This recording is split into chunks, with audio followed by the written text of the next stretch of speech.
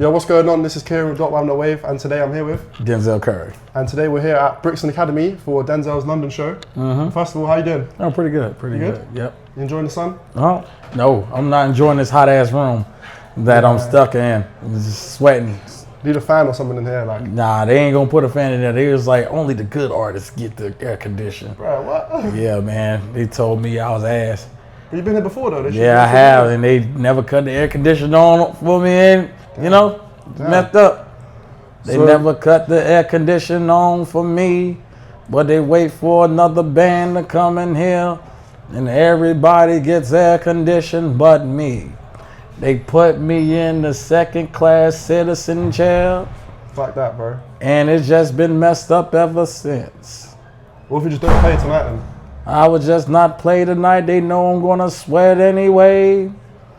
And I'm just, I'm just kidding. Nah, it's just hot in this room. Yeah, next time air conditioning, O2, Brixton. No, just this room. Oh, just this, that room is good. My room is good. Okay, cool. Yeah, they gave me the air conditioner. Okay, cool. They didn't give everybody else air conditioner. Yeah, no. It's kind of fucked up. We can deal with it, you know, we got a window and stuff, so. We can. But we did DJ AG yesterday, right?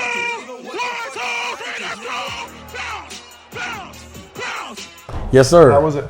No, it was pretty tight. Yeah? The crowd looked lit though, it was like a mosh pit and shit, they were jumping. Yeah, man, it was crazy. Like, you know, everybody was just having a good time, and then there was multiple acts there. Yeah. So they just had me waiting in the car, and I was just like, man, I was getting anxious. When I just I can't stand in one spot for too long, and I'm just like, I just get antsy, and I'm just like, nah, I need to do this. Yeah. You know? Did you see any of the other performances? Nah, I didn't get a chance to because they wanted me to be a surprise. Oh. It got to a point where I was just like, man, I'm tired of just being in the car. Yeah. Yeah. Damn. So let's, I want to talk about your most recent project. Well, yeah. Yeah, King of the Mischievous South, Volume 2. So why do you feel like now was the right time for Volume 2? Well, Volume 1, let's talk about that. Volume 1 came out 12 years ago. Yeah. Well, it's 13 years now because we're in 2025 and I dropped it in 2024, but it was 12 years away from 2012, so I was just like, man, this was like the perfect time for sure. And it was like, the first one was like, was it brackets 1995? Huh? Yeah. And there was another No, it was 1996. 1996, because you had another tape was like 92 to 95? 91 to 95, Yeah. that was King Remembered. What was the like thought process behind that? Oh, the thought process behind the name? Yeah, or like the year, like bracket with the year. Because like, you know, back when I was in Raider Clan, we was all on some 90s shit. Yeah. And that's why I put the, you know, in the 1996 in the title. Yeah. Was that like a homage to like mixtape era and stuff like that? Well, when Pimp did it, Pimp did Blackland Radio 66.6, 1991. Right. So when we was making albums and stuff like that, well, making mixtapes at that time, and putting them on that Purp's albums was like 91 to 95 or 96 or something. So I think when he did Blackland Radio 66.6, it was 1991. So when I made King of the Mischievous South, Volume 2 Underground tape, I just wanted a long ass name for the tape. And that was the name. It was like King of the Mischievous South Underground Tape, Volume 1, 1996. Sick. Because the first one was King Remember Underground Tape, 1991 to 1995. Okay. Mad. So how would you feel like back then when you made the first one to now? Do you feel like your creative kind of process has changed, or has it just like developed? Or what's kind of been the main difference between number 1 and number 2? I mean, definitely the approach, the sound, the quality, all that stuff. Yeah, definitely the quality, the studio I recorded in. Yeah. Obviously the features, I can afford them now. And just not rapping on beats that we found on YouTube. Yeah. Actually, no, I'll take that back because the Ultra Shit beat was found on YouTube. Oh shit. Yeah. And then we reached out to that producer, Montauk, and you know, he couldn't believe my manager was like, man, get the fuck out of here. So I had to physically send him a video and say, no, he's not lying. Send me the shit. And he sent it to him, and then the dude was like, oh, and he sent all the stems. Yeah. Shit.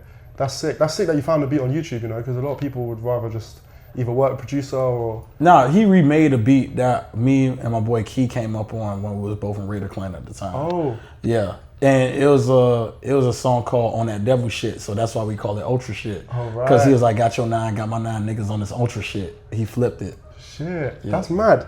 And I saw the interview with Annabelle. Shout out that good shit. Hell yeah. You're talking about Kingping, Skinny Pimp. Yeah. And how you sampled like his records and stuff like that. Yeah, for sure. So was he someone that you would like say was an influence for you when you were growing up? Oh yeah, definitely when I was in Raider Clan for sure. Yeah. Like the stuff he was making back then was crazy as hell. And King of the Players Ball was one of my favorite records that he made. So, but he told me to sample the other stuff like Skinny Pimp Vol.1 and Vol.2 and stuff. So that's what we ended up doing. Sick. That's sick, man. So the features as well, you got so many people on there, like, but the creation is just like 10 out of 10. I can tell that who you thought about, who goes on what certain track. But was anyone that maybe you wanted to get on there or they didn't make it? Yeah, Flo Millie. I wanted Flo Millie. I wanted Mona Leo to be on the project. There was like mainly females I wanted to be on the project. But you know, for the grace of God, we ended up getting people like TiaCorine and BK the Ruler, and they're both part of the same collective I'm in, Ultraground. You know what I'm saying? So, yeah, man. And that was like a blessing within itself, you know? Yeah. What's Ultraground? Ultraground is from a children, you know what I'm saying? It's like a collective that me and my boy Key Nyata put together and everything. And at first it was like 20 people, and then, you know, as years go by, we was trying to developing it as an idea and making it concrete. Had to fill out paperwork and all types of stuff. We turned it into Ultraground Records, and then, like, you know, we took the best out of the people that we was working with. And literally it's like me, Key Nyata, my boy 100 I Love It, TiaCorine, BK the Ruler, who else? Dylan Noir, and this chef named Jazzy, and that's the 7. And then we involved people into increments from who was around and who was working. Right. Yep. That's mad. So obviously, like Raider Clan, that's kind of how you first started making music, was with a group, right? Yeah, it was with a collective. It was with Raider Clan. Like, it started with Perp, and then like Perp put me into Raider Clan. I was one of the first people to join. And then me and Renegade found Young Simi. I found Nell. I found Rail. Brought them in. My brother joined when he came back from TCC. I think Key ended up like telling Perp about Xavier Wolf and Chris Travis, and because Key was in it too. And Key reached out to me on Facebook when we was both 16, because me and him are the same age. Oh shit. Yeah. That's mad. And we've been friends ever since. Damn. So how did you meet Perp? I met Perp when I found out. I met Perp literally when he came back from New York, but me and him would talk on the phone majority of the time because he was living with Rocky at the time. Oh shit. Yeah, and that was like a long time ago. And then it was actually at the end of 2011. And then I remember asking him, "Can I join Raider Clan?" Me, him. I was talking to him and I was telling him about Mike DC, and because DC was the one who told me about Perp, and vice versa, I put him on to Metro Zoo. And then that's how you get songs like Mink Rug and stuff, because like at the time when Perk came back, I was working with Metro Zoo a lot, and we made this we had this thing where we was gonna get everybody from Raider Clan, and then they was gonna get everybody from Paja Gang, and they come together and we do music. And then literally that's how all those ciphers and all those freestyle videos that you see in this room that's full of graffiti happen. Mad. Yeah. That's mad. So the internet like really bringing people together then, like from... Yeah. But my cousin already knew like the Metro Zoo guys and shit. Right. You know? And if it wasn't for Metro Zoo, you wouldn't have Divine Council or Icy Twat. Like, there was a mad influence. 454 is influenced by them as well. You know? Yeah. And you went on tour with 454 Clip. Yeah. Kenny Mason. Clip, 454, Kenny Mason. Yeah. Good people. How was it? Yeah, they were tight. Yeah. This is good. Because I saw 454's the highlight that he did. It was like crazy. Like I saw the people doing like the rowing and that. Yo, that was crazy. That was insane. That was sick. Now, how did you meet 454? How did I meet 454? My manager reached out to him and stuff like that, and said, "This reminds me of Metro Zoo." Like, he kept reaching out to him, and then I guess that comment that he made is like, "Yo, this reminds me of like Metro Zoo, like Lofty 305 stuff." And he was like, "Hell yeah!" And then it was just like, that's how they met. And then he was like, "Yo, you know, I'm Denzel's manager, this, that, and third. It'll be good if y'all work together." So he came to the studio. We were trying to figure it out, like make some stuff together. And then like nothing came out of it. And I was like, we gonna work together soon. So I had to do a festival in Delaware. And I remember going to sleep. And then when I was waking up, I was hearing his song play, like from his first tape. You know what I'm saying? Oh, shit. And then I was like, it was FaceTime. And I was just like, yo, is this 454? You know what I'm saying? Like, in and out of consciousness, I'm like, this 454? He was like, yeah. And I was like, hey, yo, tell him I want to work with him. And then like I didn't know he lived in New York, so I invited him to the studio. Funny enough, him and Kenny Mason came to the studio that same day. In Florida? No, in New York. Oh, damn. He was there and Kenny Mason. We had a picture before we all went on tour together. Damn. Which was crazy. Moment. Yeah, it was a full circle moment. So with 454 was the first song that you made on Melt My Eyes? Yeah, that was Sanjuro. That was the first track? That was the first track we ever made together was Sanjuro. Mad. And I remember getting the beat from Cardo. And me and Cardo, we just met in person for the first time. And it's just like, bro, we have the same sense of humor. He's like super cool dude. Man, it was just funny as hell, bro. First time me and Cardo met, we was playing with Transformers, nigga. I was just like, it was funny as hell because he had a sound activated Transformer. Mad. Yeah. What, was it Optimus? Nah, it was Megatron. Oh, damn. Who's your favorite Transformer? Shoot, I would say definitely Bumblebee. Yeah, Bumblebee. It's funny. I literally rewatched all the other the movies the other day. And Starscream. Starscream, yeah. Yeah, he's kind of scary though. He'd be scary. Yeah, just fucking flying around and shit. But the movie is obviously I like Transformers, but you can just tell they just copy and paste it with Michael Bay. You know, it's like big fight. Big film story, big fight, and end. And then explosions. Hella explosions. A lot of explosions. So Frozemode opening the show. They're wicked. Really like the music. And we saw you at Outbreak in 2023. Oh man. And we didn't even know that was originated it's a hardcore a punk or heavy metal festival kind of shit. So there's hella bands there. But I feel like your fan base, you have an intersection of hip-hop fans and hardcore fans. Yeah, I've met a lot of my fans at hardcore shows. Yeah.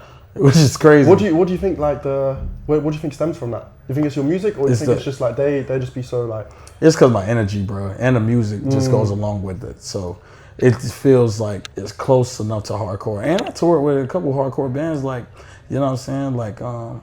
I toured with Trash Talk a couple times. Oh shit. Yeah, and I just made a record with Knock Loose. Oh, mad.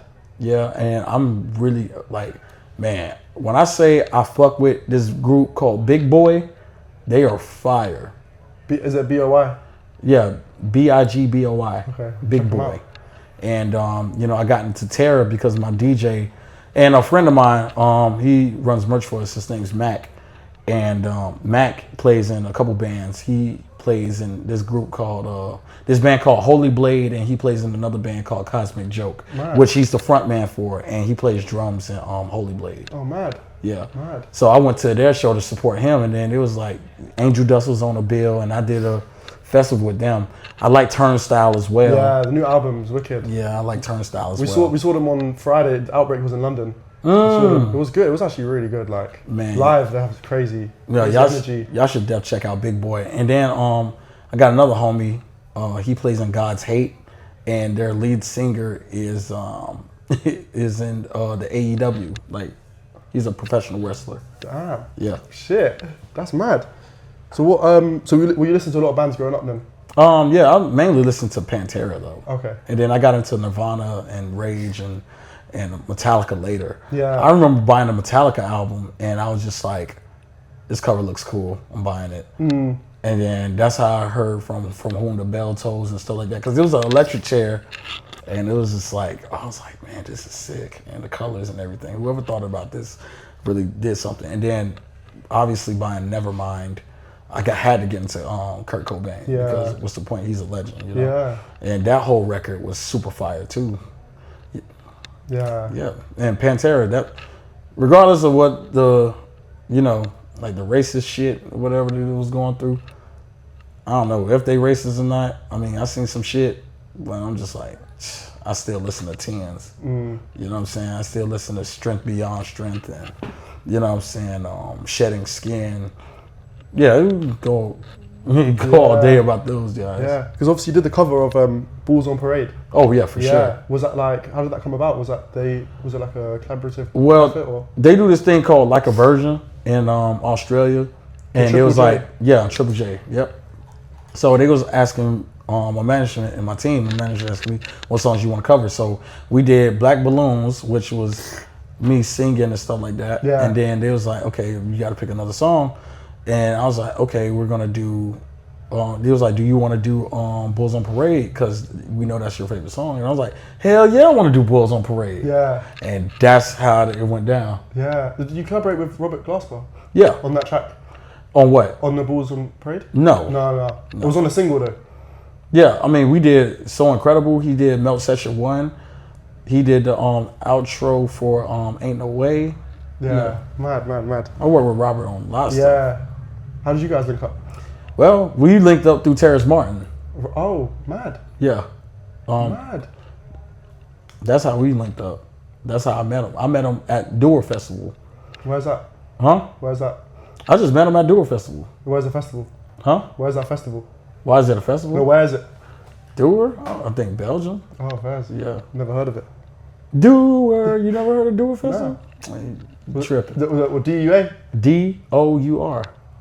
Nah. You gotta check it out. Okay, next year. Nas did it too. Damn. Like, there's a lot of big acts that do Dour Festival. Shit. When it comes to like your albums, I feel like you got like your themes and that throughout the different records. Right. How does it come to like, how do you decide on what the process is or what the theme is? Like from the artwork to the packaging to like the content of the record? Well, it's really what I'm going through at the time, and like whatever I'm living is what it is, and like how I want to package it. So when I was making Taboo, I automatically knew I had to make something like Melt, like to kind of counterbalance it. I wanted something that was like, and what drove me, like say for instance like Pantera and like all the hardcore stuff and like the might influence Taboo and like and scary stuff and supposed to terrify you and like talk about the taboos of like America and everything like that. If that influenced that record and it's supposed to go to utter chaos, I wanted something that just felt zen. But it didn't come. I mean, granted, it didn't come out immediately because one was in 2018, one is in 2022. But they were supposed to be like the yin and the yang of my catalog. Okay, you know what I'm saying? Yeah. If you get Taboo, you're going to have to get Melt. Right. You know what I'm saying? They work hand in hand with each other because one message was so dark and so angry and loud and chaotic, and then you got this other one that just feels totally zen and like processed. Yeah, no, I feel like I do hear that, and even with the covers as well, it's like the yin and the yang, like you said, like the covers are. Like, those were the two that was like supposed to be back to back. Yeah, that's mad. What about Zoo though? Because Zoo was like that just came out the woodwork. I just kept working after Taboo. I just kept working, and Zoo came out that way. Yeah, that shit was hard. I fucked with Zoo as well a lot. I remember bumping that shit like hella in the summer when it dropped. You know what I'm saying? I just didn't want to like lose out on the momentum. I wanted to keep it going. Yeah. You know what I'm saying? And that's why you kept seeing me like work. So when I made Taboo, I made Zoo. After Zoo, I made Unlocked. And after Unlocked, it was going to be something else. And then like it was going to definitely be Melt. But like the quarantine kind of shut everything down. And that was the momentum I was going in. I was just going to be constantly on the road because I was kept making music. But I think it was a good thing that didn't happen because mentally I was drained and distraught and exhausted, you know, and I just didn't know how to process like the stuff I was feeling at that time. So therapy does help with that. I don't go to therapy as much, let alone not at all, but yeah, that was like a way that I was like, okay, I needed to do this. Yeah. When it comes to like consistency, do you have any like rules or like do you have any tips that you would give to people about staying consistent? Staying consistent? I mean, shit, if you love doing it, just keep doing it. You know what I'm saying? You're just going to get better every time you do something. You know what I'm saying? So the more you do it, the more it happens. Like, I remember when I was shit in Muay Thai. Now I'm pretty okay. I'm pretty good. You know what I'm saying? I just got to keep working out. But other than that, like, I think I'm pretty fine. Yeah, that's cool. Would you have any like words of advice for any like aspiring artists out there? Aspiring artists, man, just keep doing what you're doing. And if it's not working, just try to assess your situation and see what you could do, or you know, just take. It's okay to take a step back if you know it's gonna prepare you 10 steps forward. You know, just look at the situation, see what you could do. If you see it's not working, you're still in the same spot. Just take a minute, look at it, analyze it, readjust, study it. And you will know not to make a mistake, and then you'll be able to prepare yourself for it. Yeah, Wicked, bro. Thank you for that. Wise words. It was a good note to end it on. This has been DOTWAVNOTWAVE. And I'm Denzel Curry. Thanks for watching.